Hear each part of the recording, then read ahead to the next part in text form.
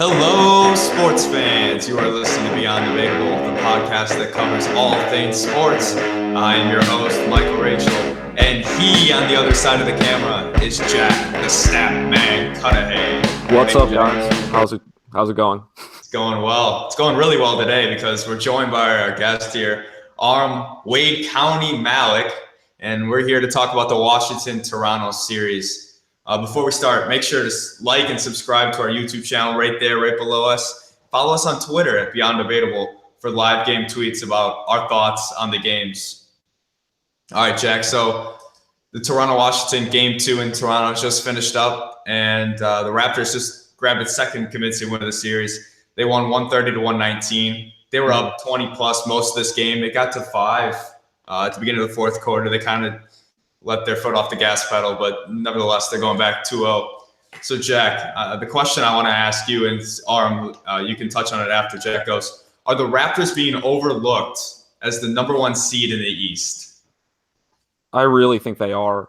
And this is kind of a weird question because Toronto the past few years has been so bad in the playoffs, particularly Lowry and DeRozan they've always underperformed. I think, even at the starts of series, they were 0-9 in game 1s before this year. That doesn't really inspire confidence. Okay, you say over or underperformed, but I mean, back-to-back Eastern Conference Finals?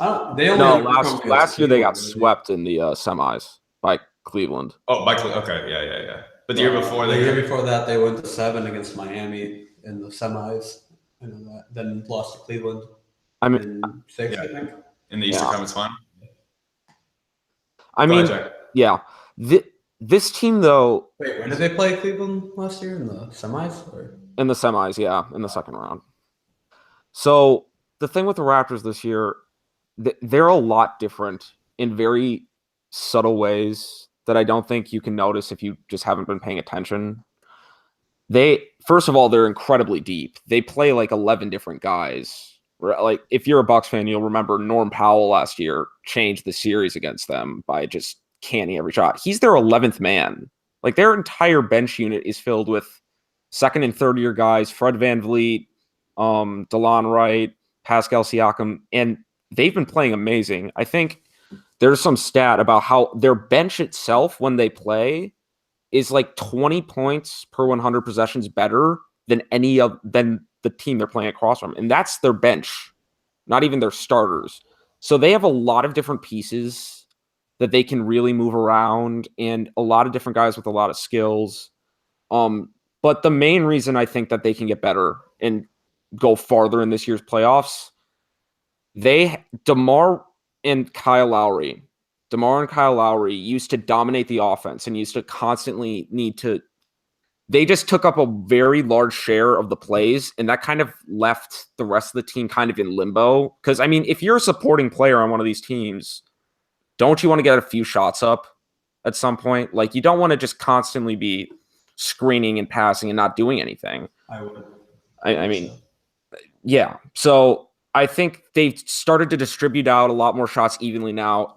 Jonas Valanciunas had 19 points and 14 rebounds today in game 2. I need to watch that game, but they're a more evenly balanced team. And with the East, in my opinion, being as weak at the top as it's ever been, I think the door's open for them. And it's an incredible accomplishment considering that there was real tension about whether or not they should just break up the team in the summer. People didn't know if they would re-sign Lowry or Serge Ibaka. They did. They revamped their entire offense. They added more people in. They developed young guys. And I thought they should have traded away, to be honest. Mm-hmm. Yeah, I think a lot of people did too. I did too. Yeah, when people were thinking that they re-signed Serge and Kyle Lowry, they were thinking it's going to be the same old Toronto team, get to Cleveland and lose. What's the point of doing that every single year? But then this year they took the next step, grabbing that 1 seed, and they look like they'll beat Cleveland to me. So, and I think it's fair to say that with their great bench play, like you were talking about, Jack, it's limited the minutes of Lowry, DeRozan, Serge, Valanciunas because of the Van Vliets and Jacob Podol's that coming off the bench, given productive minutes, keep the lead to where it is, if not increase the lead.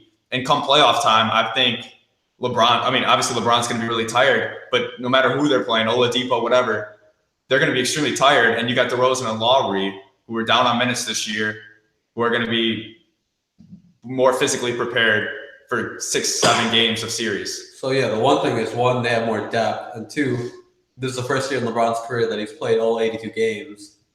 I almost feel like this year he's kind of playing a lot more minutes as well. So you may see him start to slow down in the playoffs. I mean, I think Toronto is probably the most underrated team in this league. I mean, you're looking at a team that went 59-23 this year, and they were 34-7 at home. So, I mean, everything's going to go through Toronto until maybe the finals. But if you have to go into Toronto, win a game, possibly two if they grab one at your home place, that's a very tough task to do. They were the only team in the entire league that was in the top 5 in offensive and defensive rating. Not even Golden State or Houston did that. They were as balanced as you can get on both sides of the ball. And whether it's because people have just kind of given up on them or because they're in Canada, like no one, I don't know. They just don't get a lot of hype. And well, I think part of it is just because of years past, they've not choked, but they've definitely let series slide by when they should have possibly won them. And I think people aren't going to call them legit until they finally see them get to the finals. So, yeah, I'm interested to see how this plays out, though, because next round, if they would play, who would they play? The Cavs. The Cavs. That's their bugaboo, right? Yep. They've been in the series. So we'll know after that series. Would you still think they're the favorite over Cleveland? Yeah, for sure. I definitely think they're the favorite over Cleveland. I would still think Cleveland's the favorite. I just don't think Cleveland. I think it's a toss-up, but I would pick Toronto. Like if I were betting right now, I'd pick Toronto based off of. I mean, we'll get into it when we talk about the Cavs, Pacers in a different episode. But I just don't think LeBron's got the assets he wants, and I still don't think that team understands what it needs to do playing with LeBron, because it's not easy to play with LeBron, knowing your role and not being the man. All right, I want to quickly touch on Washington, because Washington's been hyped up for a couple years now. Been a 3 seed one year, and then they've fallen each year past, and they've kind of seemed to be going in the wrong direction. Jack, what do you think Washington's plan really is? Do you think that they're going to work around Beal and Wall, or do you think they're going to split them up, probably stay with Beal and try to move John Wall? This is the most disappointing team outside of my hometown team, Milwaukee, in the league, in my opinion. The talent, John Wall, Bradley Beal, and Otto Porter should be more. They should not be the 8 seed. They should not be in the series. They should be minimum like a 4 or a 5. Their starting lineup was very, very good last year, to the point where they were challenging the Celtics to like 7 games in the East semis. That was basically an even series.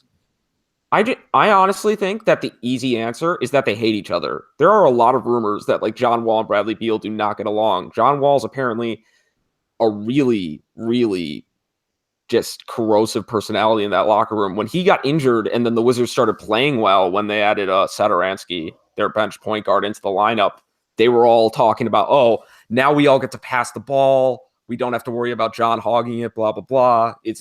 It's a more unselfish way to play. And then he responded in like the most defensive way possible. Why do NBA players do this?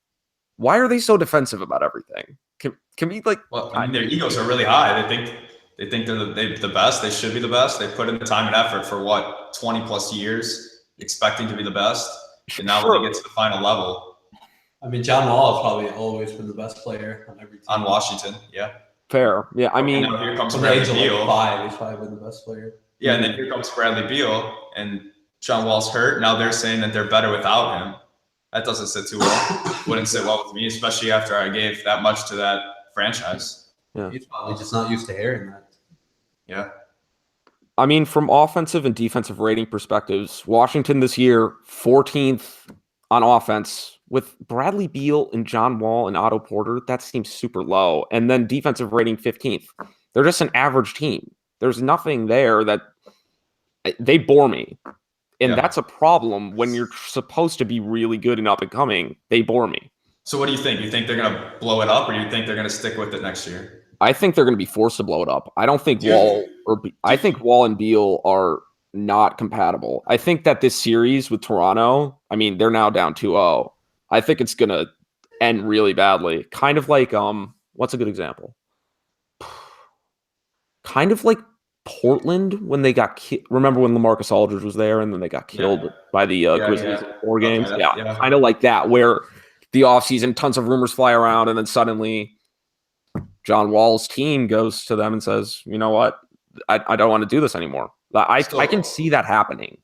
If Washington goes back home, loses 2 to Toronto, gets swept in the first round, does Scott Brooks get fired? I think he might. I think he might be the fall guy. I don't blame him, though, because I think most of this is on the players and their attitude. I mean, there's only so much a coach can do when in game 2, and basically, I would call this game 2 like a must-win sort of situation for them. Like, at least show something to me that says you can be in the series. They didn't even really ever want Scott Brooks too much anyways. I always felt like they kind of brought him in to lure Durant there. So I That's think an interesting take. the first chance that they'll get to fire him, I think they'll take. Mm-hmm. That's probably going to be this year if they get swept. I would think. Even though Durant did opt out, I highly doubt it's going to either that or they blow it up. He gets fired next year. Yeah. Do you think Wall's going to stay? Do you think they keep Wall? I would assume that. I mean, I'd keep Wall. I mean, I think Wall is just more potential than Beal, but I think you have to move one of them. I think you have to move one of them. The team can't win a championship, so that's what you're trying to do. Then. I mean, that should be what every team is trying to do. You would hope, but it's not. But you would hope. All right, last thing before we're done with this episode. Jack, prediction. It's already 2-0. Toronto in 5. I think the Wizards have too much talent to get swept. However, now I'm a little concerned about that.